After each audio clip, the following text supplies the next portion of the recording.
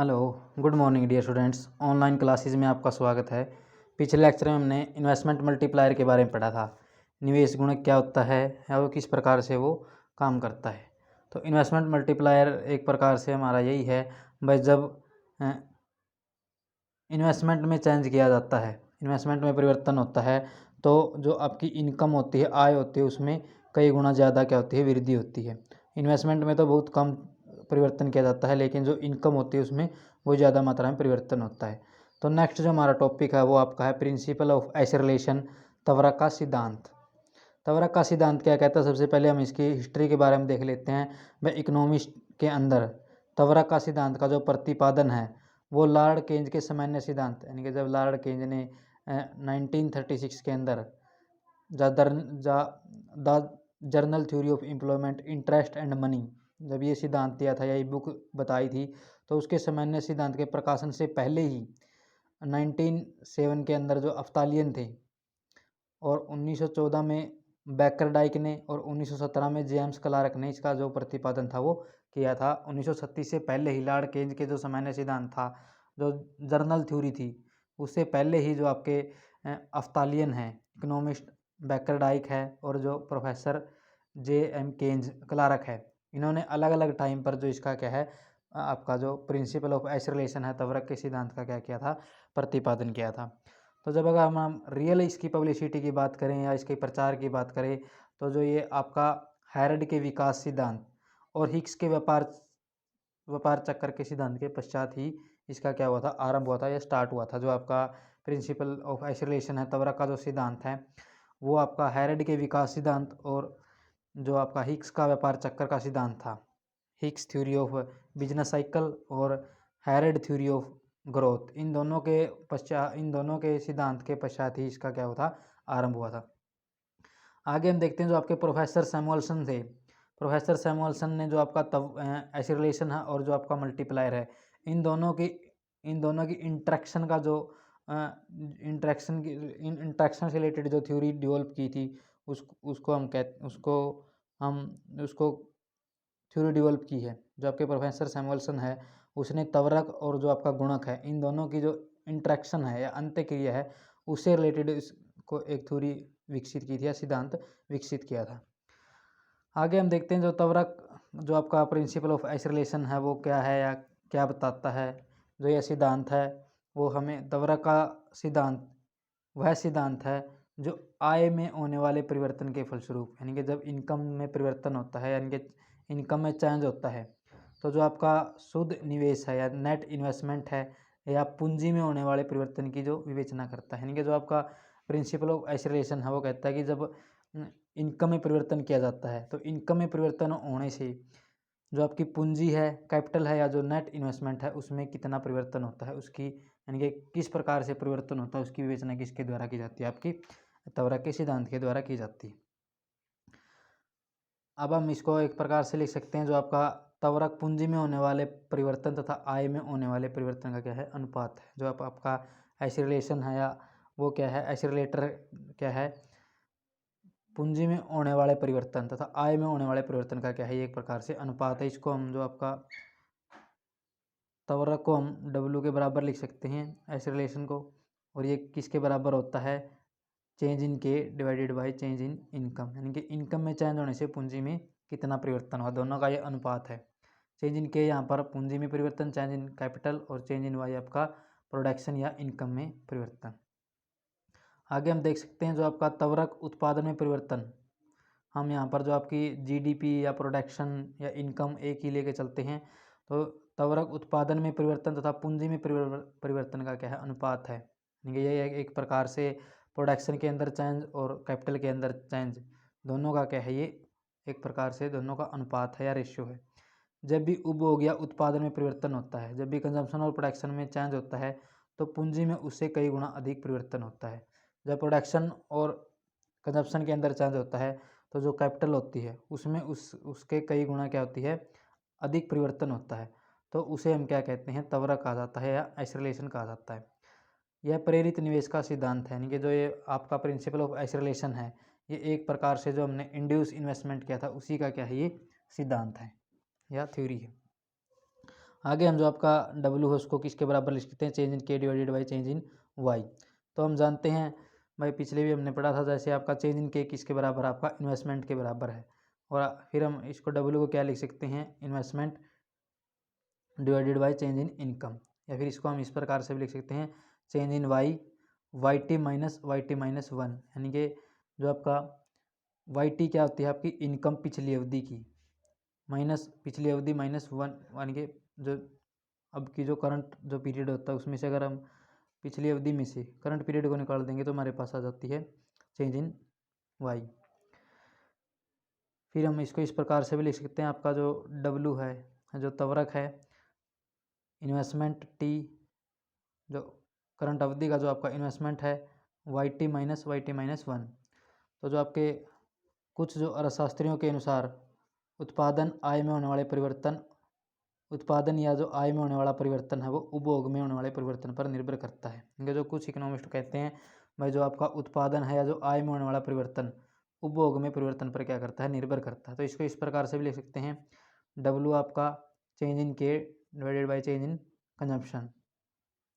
या फिर हम इसको ऐसे लिख सकते हैं भाई, जो आपका चेंज इन के है वो किसके बराबर, इन्वेस्टमेंट के बराबर है। तो इसको इस प्रकार से भी लिखा जा सकता है, W investment divided by change in consumption. या फिर इसको इस प्रकार से लिख सकते हैं, चेंज इन कंजम्पशन किसके बराबर होता है, सी टी माइनस वन, या W I T C T minus one.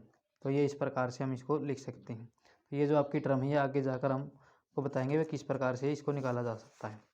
Next इसके अंदर हम देखते हैं आपकी अजम्पशंस क्या हैं, जो भी हमने जो आपका प्रिंसिपल ऑफ आइसोलेशन का जो सिद्धांत हम कर रहे हैं उसकी क्या क्या अजम्पशंस हैं या क्या इसकी मान्यताएं हैं, किन मान्यताओं पर आधारित। सबसे पहले हम देखते हैं, no excess capacity in the consumer goods इन इंडस्ट्रीज, उपभोक्ता वस्तु उद्योग में अतिरिक्त अक्षमता का अभाव पाया जाता है। यानी कि जो आपकी कंज्यूमर गुड्स से रिलेटेड जो भी इंडस्ट्री होती है उसमें कोई भी नो एक्सेस कैपेसिटी नहीं होती, यानी कि ज़्यादा वस्तुओं का उत्पादन नहीं होता, जितनी वस्तुओं का उत्पादन होता है उसका सारी का सेल कर दिया जाता है। तो इस प्रकार से हम देखते हैं, अर्थव्यवस्था की सभी फर्में अपनी पूर्ण अक्षमता तक ही उत्पादन करती है, यानी कि जो भी उनकी फुल कैपेसिटी होती है उसी तक ही वो क्या करती है, प्रोडक्शन करती है। कोई भी एक्सेस कैपेसिटी इकोनॉमी के अंदर या फर्मों के अंदर नहीं पाई जाती। वे जो आपकी करंट मांग को ही पूरा कर सकती हैं, उनके जो चालू मांग होती है उसी को क्या करती है, पूरा करती है। नई मांग बढ़ाने पर उसके पास कोई एक्सेस जो प्रोडक्शन कैपेसिटी नहीं होती। तो जिस प्रकार से अगर हम आपको जो अगर आपको न्यू जो डिमांड है उसको पूरा करने के लिए क्या करना पड़ेगा, नेट इन्वेस्टमेंट की आवश्यकता होगी, या जो आपका नेट इन्वेस्टमेंट है उसको बढ़ाना होगा अगर आप अपने डिमांड को पूरा करना है। नेक्स्ट इसके अंदर आता है आपका परमानेंट इंक्रीज इन डिमांड, यानी कि जो डिमांड होती है वो उसमें क्या होती है, परमानेंट वृद्धि होती है। लोगों की गुड्स से रिलेटेड जो भी डिमांड होती है उसमें क्या होती है, परमानेंट वृद्धि होती रहती है। और अब जो भी फर्में होती हैं अपने स्टॉक को बढ़ाने के लिए वो क्या करती है, न्यू इन्वेस्टमेंट करती है। फिर आता है आपका firm will be increase production capacity, जो फर्म होती है वो क्या करती रहती है, अपनी प्रोडक्शन कैपेसिटी को इंक्रीज करती रहती है।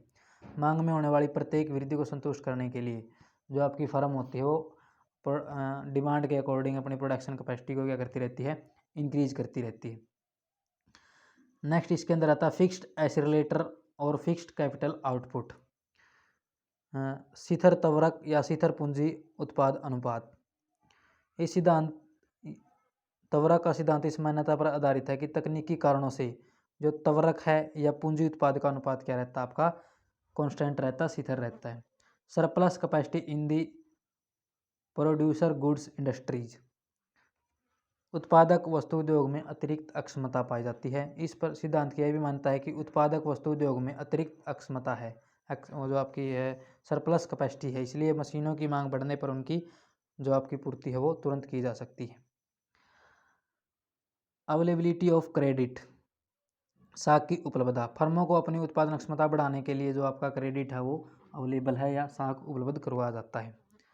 लॉ ऑफ कांस्टेंट रिटर्न, शिथिर प्रतिफल का नियम क्या होता है, इस पर लागू होता है। पूंजीगत वस्तुओं के उद्योग शिथिर प्रतिफल के नियम के अनुसार की क्या करते हैं, प्रोडक्शन करते हैं। इलास्टिक सप्लाई ऑफ रिसोर्सेज, जो साधनों की लोचदार पूर्ति होती है। त्वरक का सिद्धांत इस मान्यता पर आधारित है कि उत्पादन की साधनों की पूर्ति क्या होती है, लोचदार होनी चाहिए। तभी पूंजीगत वस्तु उद्योग आवश्यकता अनुसार पूंजीगत वस्तुओं का उत्पादन बढ़ा सकेंगे। यानी कि जो उनकी सप्लाई जो होती है वो इलास्टिक सप्लाई होनी चाहिए, तभी जो आपके इंडस्ट्रीज़ हैं वो क्या करते हैं, अपनी आवश्यकता के अनुसार जो भी कैपिटल गुड्स है उनको प्रोडक्शन को वो क्या कर सकते हैं, इंक्रीज कर सकते हैं। नेक्स्ट इसके अंदर हम देखते हैं आपकी एक्सप्लेनेशन या व्याख्या किस प्रकार से की जा सकती है। जो भी हमने उपरोक्त जो मान्यताएं की हैं उन मान्यताओं के आधार पर हम इसकी क्या करेंगे, जो आपका प्रिंसिपल ऑफ आइसोलेशन है, तवरा का जो सिद्धांत है उसकी व्याख्या करेंगे एक तालिका के द्वारा। तो जो भी जो तालिका बनाई गई आपकी बुक के अंदर भी वो क्या है, वो तालिका के अंदर जो आपका आइसोलेशन का जो आइसोलेटर का जो प्राइस है या जो तवरक का जो मूल्य है वो पहले ही मान लिया जाता है भाई W किसके बराबर, आपका 3 के बराबर है। तो यहाँ पर हम देखते हैं भी एक साल के अकॉर्डिंग हम जब जब भी नई जो कोई भी मशीन लेके आते हैं तो उसको उस पर प्रोडक्शन किया जाता है, तो उसमें भी क्या आती है, घिसावट आती है, डेप्रिसिएशन आती है। तो वो डेप्रिसिएशन हम मानते हैं वह जो भी मशीन्स की जो डेप्रिसिएशन है वो 20% है। यानी कि आप अगर मान लेते हैं आप कोई भी मशीन 100 रुपये की लेके आए हैं तो उसमें एक साल के अंदर उसमें डेप्रिसिएशन 20% हो जाती है। यानी कि 20% डेप्रिसिएशन मान लेते हैं, वह 100 रुपये की मशीन लेके आए आप तो 100 का 20% आपका 20 रुपये की उसके अंदर हम मान लेते हैं डेप्रिसिएशन होती है। तो इसी डेप्रिसिएशन को पूरा करने के लिए जो 20 रुपये हैं वो आई बार क्या किए जाते हैं, इन्वेस्टमेंट किए जाते हैं, री इन्वेस्टमेंट किए जाते हैं। तो यह इसका हम देखते हैं 20% है, या फिर हम जो टोटल कैपिटल उसका हम 1/5 ही ले सकते हैं। तो घिसावट को पूरा करने के लिए 20%, अगर जो आपकी डेप्रिसिएशन 20% हर साल होती है तो उसको कंप्लीट करने के लिए रिप्लेसमेंट इन्वेस्टमेंट किया जाता है। तो वो कितना होगा, वो आपका 20% के बराबर होगा। तो प्रत्येक अवधि में पूंजीगत पदार्थ के मूल्य में 20% की क्या होती है, कमी होती है। इनके जो आपकी एवरेज जो पीरियड होता है उस पीरियड के अंदर जो आपका कैपिटल जो गुड्स होती है, मशीन्स होती हैं, उसमें जो 20% की क्या होती है, डेप्रिसिएशन होती है, कमी होती है। तो इस प्रकार जो उसको कमी को पूरा करने के लिए जो इन्वेस्टमेंट किया जाता है उसको हम कहते हैं पुनर्स्थापन निवेश या रिप्लेसमेंट इन्वेस्टमेंट कहा जाता है। तो जो आपका रिप्लेसमेंट इन्वेस्टमेंट होता है, तो सकल निवेश के अंदर जो ग्रोस इन्वेस्टमेंट होता है उसके अंदर शुद्ध निवेश, नेट इन्वेस्टमेंट और जो आपका रिप्लेसमेंट इन्वेस्टमेंट होता है, पुनर्स्थापन जो इन्वेस्टमेंट होता है, दोनों इसके अंदर क्या होते हैं, आपके शामिल होते हैं। अब हम इसको एक टेबल के थ्रू देख सकते हैं। आपका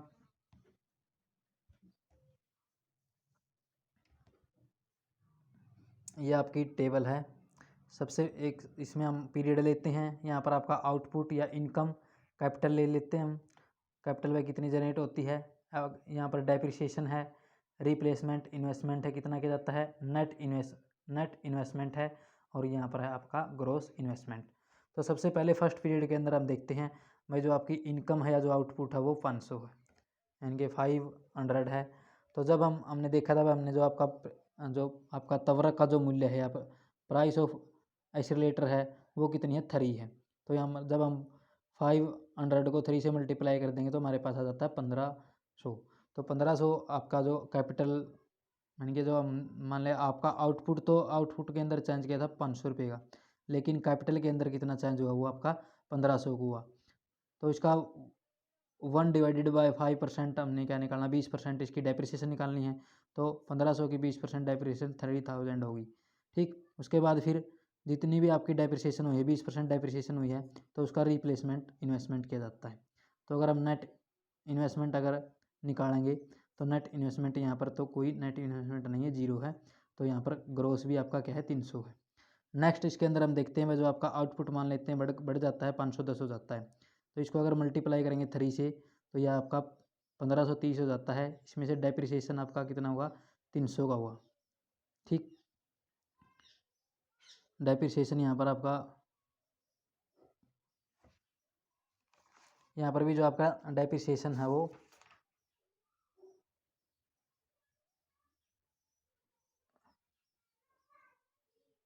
यहाँ पर आपका डेप्रिसिएशन 300 का हुआ मान लेते हैं हम यहाँ पर, क्योंकि होगा तो थोड़ा वो 300 से थोड़ा पॉइंट में ज़्यादा होगा। तो यहाँ पर भी 300 का हुआ। रिप्लेसमेंट इन्वेस्टमेंट फिर 300 का किया जाता है। तो नेट निकालने के लिए हम यहाँ से इसमें से 1530 में से माइनस कर देंगे 1500, तो यहाँ पर 30 आपका क्या आ जाता है, नेट इन्वेस्टमेंट आ जाता है। यानी कि नेट इन्वेस्टमेंट जो किया गया वो 30 रुपये का ही किया गया। तो ग्रो इसमें दोनों शामिल होते हैं आपके, रिप्लेसमेंट इन्वेस्टमेंट भी और नेट भी। तो ये आपका 330 हो जाता है। इसी प्रकार आगे हम देखते हैं जो आपकी नेक्स्ट पीरियड के अंदर आपका 525 हो जाता है, मल्टीप्लाई करेंगे तो ये 1575 हो जाएगा। 1575 को अगर फिर 20% डेप्रिसिएशन निकालेंगे तो ये 306 होगा, और फिर रिप्लेसमेंट 306 की होगी।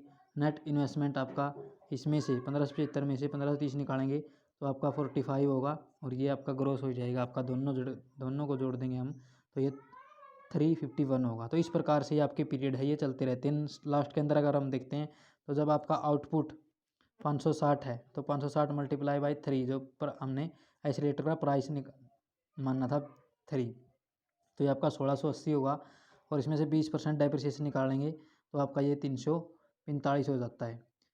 तो यहाँ पर भी आपका क्या है, रिप्लेसमेंट इन्वेस्टमेंट आपका 345 ही किया जाएगा, और यहाँ पर आपका क्या है माइनस में, जो आपका नेट इन्वेस्टमेंट है वो आपका माइनस में होगा। यानी कि धीरे धीरे ये हमने देखा हुआ पहले, तो ये क्या है आपका जो नेट इन्वेस्टमेंट है वो बढ़ रहा है, लेकिन कुछ टाइम के लिए वो क्या हो जाता है, दोनों बराबर हो जाएंगे, आपका जीरो हो जाएगा, और कुछ टाइम फिर ये आपका ये माइनस में चलना स्टार्ट हो जाएगा। जैसे जैसे हम इन्वेस्टमेंट करते जाएंगे तो एक टाइम कुछ टाइम के लिए तो जो भी आप इन्वेस्टमेंट करें उससे कैपिटल बढ़ेगी, लेकिन कुछ टाइम के लिए वो कैपिटल क्या है, जो कैपिटल में चेंज था वो बंद हो जाएगा, और वो क्या होगा, जीरो हो जाएगा। फिर भी अगर आप प्रोडक्शन के अंदर वो करते हो, चेंज करते इन्वेस्टमेंट करते हो, तो आपकी कैपिटल का जो नेट जो इन्वेस्टमेंट है वो माइनस में चला जाता है। तो यहाँ पर आपका 300 होगा। ये तो आपका प्रिंसिपल ऑफ आइसोलेशन था, या जो तवरक का जो सिद्धांत था। अब इसके हम देखते हैं criticism of principle of isolation, यानी कि क्या क्या इसकी जो आपकी आलोचनाएं किस प्रकार से की जा सकती है। तो जो भी हमने इसकी मान्यताएं की हैं उन्हीं के आधार पर इसकी क्या कर सकते हैं, हम इसकी आलोचनाएं कर सकते हैं। तो सबसे पहले हम देखते हैं जो इसने जो अजम्पशन लिए, unrealistic assumption of constant capital output ratio, शिथिल पूंजी उत्पाद अनुपात की अवास्तविक धारणा। यानी कि इसमें मानते हैं कि जो आपका जो पूंजी का अनुपात है वो क्या है माना जाता था, शिथिल माना जाता था। पूंजी उत्पाद अनुपात वो क्या माना जाता था, शिथिल मान लिया जाता था। लेकिन जो आपका कैपिटल आउटपुट जो रेशियो होता है वो क्या है, कांस्टेंट नहीं होता। नेक्स्ट इसके अंदर आता आपका अव्यवहारिक या इम्प्रैक्टिकल। जो आपके टिन वर्जन के अकॉर्डिंग जो आपका प्रिंसिपल ऑफ आइसोलेशन है एक प्रकार से इम्प्रैक्टिकल है, इसका प्रैक्टिकल लाइफ में कोई भी यूज नहीं है। इस मान्यता पर आधारित है कि अर्थव्यवस्था में एक्सेस जो कैपेसिटी है उसका अभाव पा जाता है, लेकिन वास्तविक जीवन के अंदर हम देखते हैं भाई जो भी आपकी फर्में होती हैं वो अपनी फुल कैपेसिटी से क्या करती है, कम प्रोडक्शन कर रही है, इसलिए मांग बढ़ने पर उन्हें इन्वेस्टमेंट बढ़ाने की आवश्यकता पड़ेगी। लेकिन जो आपका सपीरो का भी यह मत है कि यदि फर्में पूर्ण अक्षमता पर उत्पादन कर रही हो तो भी मांग के बढ़ने पर वे वर्तमान साधनों के द्वारा ही उत्पादन को बढ़ाने का क्या करेगी, परिवर्तन करेगी। यानी कि इसमें मानते हैं कि भाई इन्होंने माना भाई जो आपकी फर्में होती हैं वो फुल कैपेसिटी का क्या करती है, प्रोडक्शन करती है, और अगर उसको बढ़ी हुई डिमांड को कंप्लीट करना तो दोबारा से उसको क्या करना पड़ेगा, इन्वेस्टमेंट करना पड़ेगा। लेकिन ऐसा नहीं होता। जो आपके प्रोफेसर सैपुरो वो मानते हैं कि जब भी अगर आपकी डिमांड बढ़ जाती है तो उन्हीं रिसोर्सेज के द्वारा वो क्या कर सकती है, उस डिमांड को कंप्लीट कर सकती है। नेक्स्ट इसके अंदर आता है आपका अशुद्ध। जो आपके प्रोफेसर नॉक्स के अकॉर्डिंग तवरक का सिद्धांत एक अशुद्ध है, एक्यूरेट नहीं है, ये एक्यूरेट नहीं है। इस सिद्धांत के अनुसार मांग में वृद्धि होने पर उत्पादक शुद्ध वास्तविक निवेश में केवल इतनी ही वृद्धि करेगा जितना पूंजी उत्पाद अनुपात के अनुसार आवश्यक है। यानी कि इतना जो आपका कैपिटल आउटपुट जो रेशियो होता है उसी के अकॉर्डिंग वो क्या करेगा, अपनी जो इन्वेस्टमेंट है उसमें उसको इंक्रीज करेगा। परंतु वास्तविक जीवन में कई बार उत्पादक अपनी वर्तमान आवश्यकताओं से अधिक पूंजीगत वस्तुएं खरीद लेते हैं जिससे वे भविष्य में होने वाली मांग को पूरा कर सके। नेक्स्ट इसके अंदर आता है आपका निवेश कर साधनों की बेलोसदार पूर्ति होती है। In elastic supply of factor, ये जो साधन होते हैं उसमें हमने जो इसकी जम्पशन ली थी उसमें माना था कि जो साधनों की जो पूर्ति होती है वो लोचदार होती है, लेकिन जो साधनों की जो सप्लाई होती है वो क्या होती है, इन इलास्टिक होती है, बेलोचदार पाई जाती है। निवेशकर्ताओं के व्यवहार की उचित व्याख्या का अभाव, no explanation of actual behaviour of the investors. तवरक के सिद्धांत के अनुसार मांग के बढ़ने पर निवेशकर्ता एक यांत्रिक ढंग से निवेश बढ़ाने का निर्णय ले लेते हैं, परंतु निवेशकर्ताओं के वास्तविक व्यवहार की यह उचित धारणा नहीं है। निवेशकर्ताओं के निवेश संबंधी निर्णय धीरे धीरे बहुत सोच समझकर लिए जाते हैं। नेक्स्ट इसके अंदर आता है एक सत्य मात्र है। यानी कि एक सिंपल ट्रूइज्म है। कई जो आपके इकोनॉमिस्ट हैं या के अनुसार जो शॉर्ट रन में जो तवरक का जो सिद्धांत है केवल एक सत्य है। इसके द्वारा यह ज्ञात होता है कि मांग के बढ़ने पर निवेश में वृद्धि होगी। इस तथ्य को तो सभी जानते हैं। इसके द्वारा आर्थिक समस्याओं के विश्लेषण में सहायता नहीं मिलती, यानी कि जो भी इकोनॉमिक जो प्रॉब्लम है उनके एनालिसिस में कोई भी इससे रिलेटेड कोई भी के समाधान के लिए कोई भी निर्णय नहीं निकलता। सीमित प्रयोग है, लिमिटेड यूज। तवरक के सिद्धांत का केवल सीमित प्रयोग किया जा सकता है। यह सिद्धांत मांग के बढ़ने की दशा में तो लागू होता है परंतु मांग के कम होने की दशा में काम नहीं करता। इसलिए तवरक व्यापार चक्र के नीचे के मोड़ बिंदु लोअर टर्निंग पॉइंट की व्याख्या नहीं कर पाता। यानी कि इसमें क्या है, ये जो सिद्धांत होता है मांग के बढ़ने पर लागू होता है, लेकिन अगर मांग कम हो जाती है तो वहाँ पर जो आपका ये जो प्रिंसिपल ऑफ एक्सीलरेशन है वो लागू नहीं होता। तो इस प्रकार से ये जो आपकी हम देखते हैं वो जो इसको बिजनेस साइकिल के अंदर ये बूम को तो शो करता है, लेकिन जब लोअर टर्निंग पॉइंट होता है आपका बिजनेस साइकिल के अंदर उसको ये क्या है उसको एक्सप्लेनेशन नहीं कर सकता। नेक्स्ट इसके अंदर हम लेते हैं आपकी importance of the principle of isolation. ये तवरक के सिद्धांत की क्या क्या जो आपकी इम्पोर्टेंस हैं, महत्व है। सबसे पहले इसके अंदर हम लेते हैं explanation of violent fluctuation in the investment. निवेश में होने वाली तीव्र परिवर्तन की व्याख्या करता है। यानी कि जो आपका प्रिंसिपल ऑफ आइसोलेशन है, निवेश में होने वाली जो तीव्र जो परिवर्तन होता है उसकी वो क्या करता है, व्याख्या करता है। स्वतंत्र अर्थव्यवस्था की व्याख्या, explanation of free market economy. तवरक का जो सिद्धांत है केन्ज के गुणक के सिद्धांत से यह सिद्ध करता है कि अल्पकालीन जो चक्रीय उतार चढ़ाव है, साइक्लिकल जो फंक्चुएशन है, प्रत्येक इकोनॉमी जो आपकी फ्री मार्केट है उसकी वो क्या है, एक प्रकार से जो आपकी फ्री इकोनॉमी की वो क्या है, विशेषता है जो चक्रीय उतार चढ़ाव होते हैं। तो प्रोफेसर सैमुअल्सन ने तवरक तथा गुणक की अंत्यक्रिया द्वारा विभिन्न प्रकार से उतार चढ़ाव की क्या की, इसकी व्याख्या की। नेक्स्ट इसके अंदर आता है ट्रेड साइकिल की भी हम इस प्रकार जो आपके प्रोफेसर सैमुअल्सन है उन्होंने बताया कि वे जो प्रिंसिपल ऑफ आइसोलेटर के द्वारा तवरक के सिद्धांत के द्वारा हम किस प्रकार से जो आपकी ट्रेड साइकिल की या बिजनेस साइकिल का इस प्रकार से इसको स्टडी कर सकते हैं। नेक्स्ट इसके अंदर आता है आपका basis of the theory of growth, विकास के सिद्धांत का आधार है। आर्थिक विकास के सिद्धांत में तवरक का बहुत अधिक जो आपका इम्पोर्टेंस है। जो आपके प्रोफेसर हैरड थे द्वारा प्रतिपादित आर्थिक विकास के सिद्धांत के सुप्रसिद्ध सिद्धांत में तवरक का काफ़ी प्रयोग किया गया है। तो जो आपकी इसके अंदर हम देखते हैं इस सिद्धांत के अनुसार एक अर्थव्यवस्था को विकास की शिखर दर स्टेडी रेट ऑफ ग्रोथ प्राप्त करने के लिए शुद्ध निवेश की दर गुणक तवरक के गुणन के बराबर ही रखनी चाहिए। तो इस प्रकार से हमने देखा किस प्रकार से जो आपका प्रिंसिपल ऑफ आइसोलेटर है वो काम करता है। तो इसको पढ़ लेना। उसके बाद जो आपका difference between isolation and multiplier, तवरक और गुणक में क्या अंतर है, इसको भी पढ़ लेना। हमने तवरक भी पढ़ लिया और आपका मल्टीप्लायर भी पढ़ लिया, दोनों ठीक है। इसमें आपको नहीं देखना भाई जो आपका ऑपरेशन ऑफ मल्टीप्लायर किस प्रकार से काम करता है और ऑपरेशन ऑफ आइसोलेशन किस प्रकार से काम करता है।